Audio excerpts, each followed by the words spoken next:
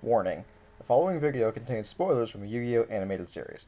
If you have not seen any of the installments of the series in question, please turn away now. For everyone else, enjoy!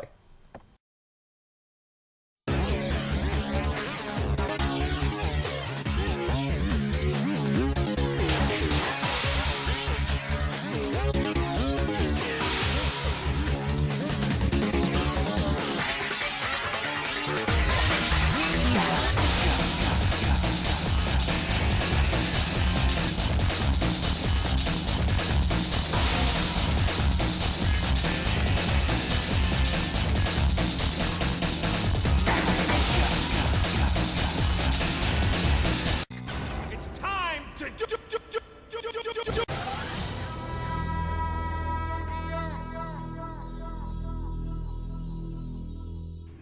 What is up, YouTube? So it's African, your chef with the cat, back again for the final installment in the Why the Anime Doesn't Suck series. Now, last week we covered by far the most difficult to defend series, Yu-Gi-Oh! Zexal.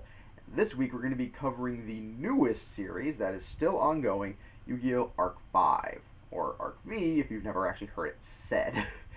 But yes, Yu-Gi-Oh! Arc 5 is it is still an ongoing series, but it does actually have a lot of strong points. It's actually managed to replace 5Ds as my favorite series, and I love 5Ds to death.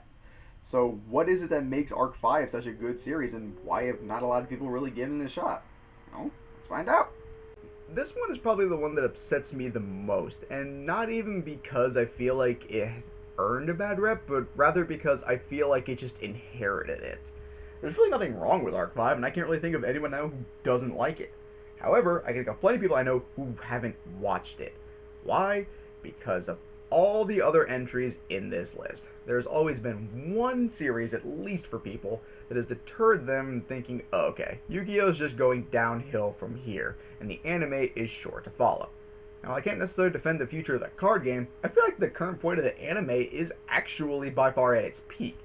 I feel like this is kind of what the show was always meant to evolve into, not focusing on a single summoning type, but actually focusing on more how the game is actually played. I mean, yes, now during each of the individual arc lines, we would tend to see only decks of that particular summoning method. When GX was popular, you'd really only ever see fusion decks, maybe things like Lightsworn and Gladiator Beast, but again, Gladiator Beast had fusion in them. When it came time for the 5Ds arc, we tend to see a lot of people in real life using mostly Synchros, but we still had some fusion users. And then when we got to the Zexal line, again, most of the popular decks were Xyz decks, and most of the topping ones were as well. But that doesn't mean people weren't still using the fusion or the Synchro ones. But the animes would have you believe otherwise, that the other ones just fell out of fashion. Well, Arc 5 finally answers that question by telling us they're actually different dimensions. Though, given the continuity of each, it's kind of unclear how that works with each of the other main series, but that's not really the point right now. What is the point is that this truly does kind of show exactly what real-life Yu-Gi-Oh! Is. You're not going to have everyone using the same summoning method. Each person's going to use different things. I, for example, am a Synchro user primarily. It's my personal favorite of the summoning types, and I just enjoy most of those decks. But I have plenty of friends who use Fusion and Xyz, and even some who found ways past that and just use whatever the hell they feel like. And that's really what Yu-Gi-Oh! Ultimately comes down to. It's a game of creativity and ingenuity, and Arc 5 is the one that shows it the best. The main character has a bunch of different summoning methods, the main rival has all of the different summoning methods, and each of his friends have different summoning methods as well. There's even a ritual user. When's the last time you saw a ritual user? Actually, now I think about it, there's two, but that one's more recent. Either way, it's kind of nice to see a good amount of diversity in the amount of dueling kinds used. And as I said in last week's video on Zexal, Yuma is by far one of the best, if not my personal favorite, of the main characters we've gotten so far. Now, he's not like a king of games like the first three guys were, but he also doesn't suck ass like Yuma does. Yuya is actually pretty good.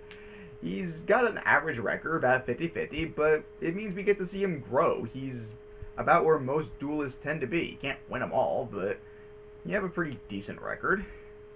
And so we get to see him grow as a duelist, especially in his desire to make people happy through dueling. That's his big thing, is that he treats it as though he's an entertainer. At the end of the day, it's a game. They've turned it into like a big show, so he is an entertainer. And even his deck reflects that to the Entermates. Well, at least that particular portion of his deck. We still have the Magician and the Odd Eyes in there, but that's not really relevant to my current point. The Entermates are basically a group of circus creatures that he serves as the ringleader for, kind of conducting them around. He treats his big finishing moves as if he were a ringleader, going as far as to even say, ladies and gentlemen, and then conducting the rest of his turn as though it was just a big show. And it's really fun to watch. It just draws you in. And as I said earlier, a lot of the characters are also really, really cool. We have the new Kaiba, Reiji, or Declan if you watch it in English, who actually has yet to lose to Yuya, which is really cool actually. We haven't seen that in a rival character yet. Normally, they're the ones that just kind of get punked, but again, in this case, Yuya is not this King of Games character. He can win, but he is still able to lose. Now, I'll admit, Yuma did lose to a lot of his rival characters too, but again, he sucks. Yuya, on the other hand, actually does have a good amount of potential in him, so there are times where he's gotten close. But Reiji/Declan is always just one step ahead of him, and that makes it really interesting.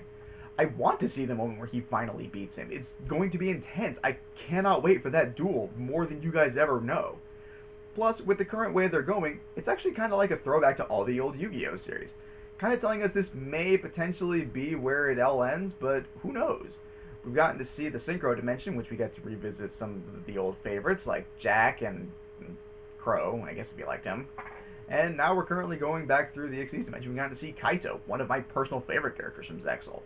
And we've also gotten to see a little bit out of the Fusion Dimension too, where you get to see Aster Phoenix, the guy who used the Destiny Heroes, and Alexis actually made a triumphant return.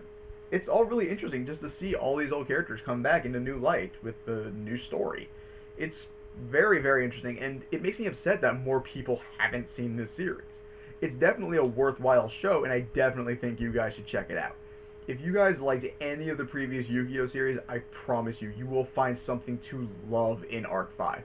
It is easily the pinnacle of the series, and that, ladies and gents, is why Yu-Gi-Oh! Arc 5 does not suck.